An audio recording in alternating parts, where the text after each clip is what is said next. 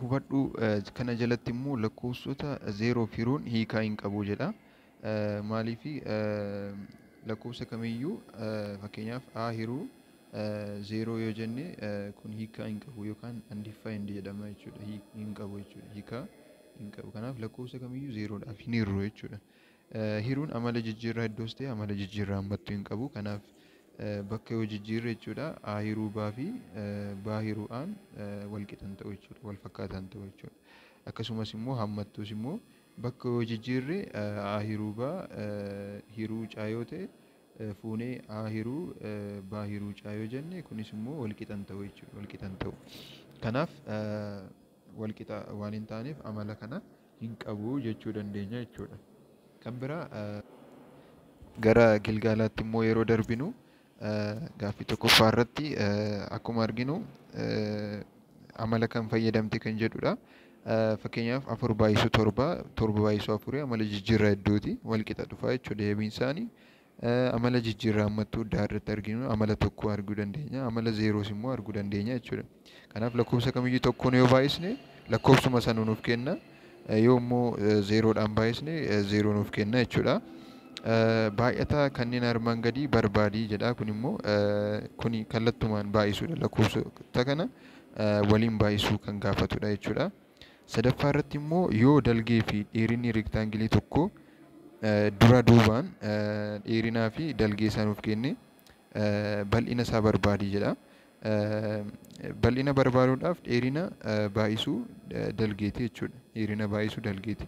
Kanaaf 12 seentimeetira baay'isuu 15 seentimeetira jenneetu barbaanna jechuudha. Lamaan kana waliin baay'isuu dandeenya jechuudha. Arfaffaa irratti ida'ama 84 fi 147 barbaadi jedha. Caalma 96 fi caalma 96 fi 38 barbaadi jedha. Kanaaf maal goona? Kanaaf ida'ama kana barbaanna. Sana booda kana immoo walirraa hir'isna. Sana booda isaa arganne kana waliin baay'isuudha jechuudha. Kanaaf kunis salphaadha waan ta'eef kaanitti darbina.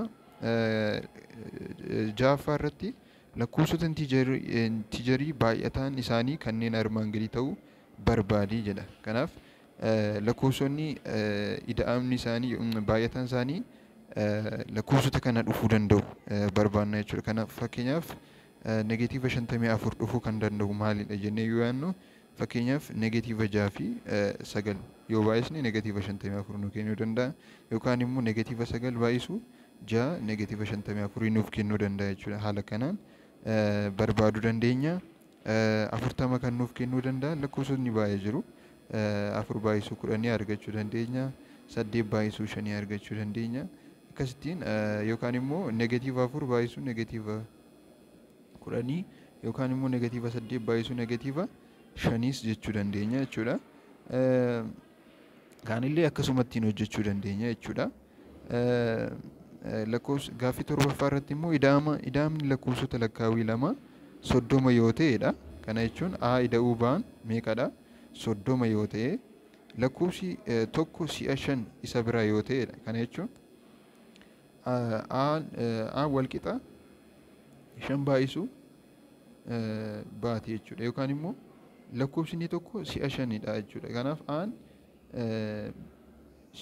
baa si'a 5 ta'a jechuudha. Baa si'a 5 ta'a. Kana akkasittiin nuuf kenneera jechuudha. Kennamadha kun. Kanaaf lakkoofsi tokko si'a 5 isa biraa yoo ta'e lakkoofsa lamaan kana barbaadi jedha. Kanaaf akkamittiin barbaanna?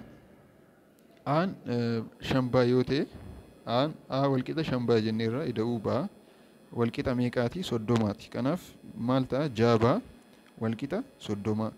Jala 6 gochuu dandeenya. Baan meeqa ta'a? 5 ta'a jechuudha. Kanaaf baan 5 yoo ta'e aan meeqa ta'uu danda'a? Wal qixa jechuun 5 baa jenneerra. Baa meeqa arganne? 5 arganne. 5 baay'isuu 5 meeqadha?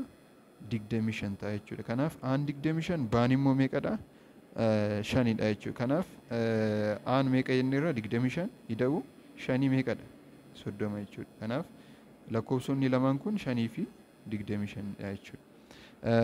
Kan biraa lakkoofsonni armaan gadiitiif gatii jijjiiramoota kennamanii fayyadamuun salphiseedha. Kanaaf kun kallattumaan baay'isuudha jechuudha. Kallattumaan baay'isuudha. Fakkeenyaaf sadii xaayaa yoo ta'e xaan lama nuuf kenname kanaaf sadii baay'isuu xaan meeqadha lama nuuf kenname yaan immoo negatiiva sadiidha. Kanaaf meeqa ta'a? Sadii baay'isuu lama ja'adha. Ja'a baay'isuu negatiiva sadii meeqa ta'a?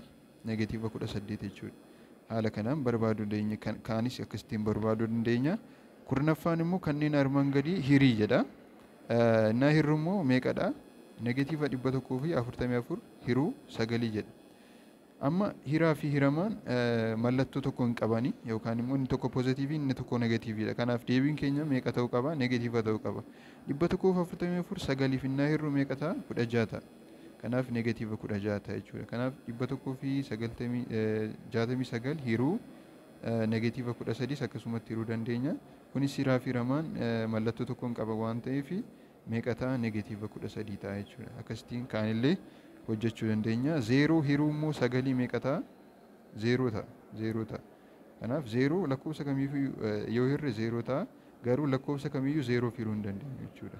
Kanaaf zeeroo hiruu sagalii jechuu dandeenya. Garuu sagal hiruu zeeroo jechuu hin dandeenyu jechuudha. Kuni hin danda'amu jechuudha.